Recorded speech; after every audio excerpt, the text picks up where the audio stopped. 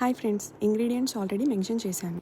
ముందుగా stove on చేసుకొని అందులో నెయ్యి లేదా నూనె వేసి గరం మసాలా మరియు ఆనియన్స్ వేసి ఎర్రగా వచ్చేటట్టు వేయించుకోండి. అల్లం వెల్లుల్లి పేస్ట్, గ్రీన్ చిల్లీ వేసి బాగా కలుపుతూ ఉండండి. శుభ్రంగా కడిగి పెట్టుకున్న పుదీనా, కొత్తిమీర, బఠానీలు వేసి బాగా కలుపుకోండి.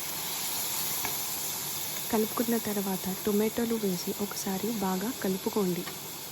అడుగు మాడకుండా కలుపుకుంటూ 1 టేబుల్ స్పూన్ కారం పొడి, 1/2 టేబుల్ స్పూన్ పసుపు, పెరుగు, పన్నీర్ వేసి బాగా కలుపుకోండి. 1 గ్లాస్ బియ్యానికి 2 గ్లాస్ నీళ్లు పోసి అందులోనే తగినంత ఉప్పు వేసి బాగా ఒకసారి కలుపుకోండి.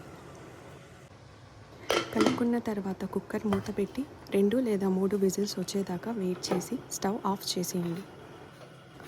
ఇలా బాస్మతి రైస్తో కూడా ట్రై చేసుకోవచ్చు, టేస్ట్ బాగుంటుంది. అలాగే ఆఖరిగా రైతాతో సర్వ్ చేసుకోండి.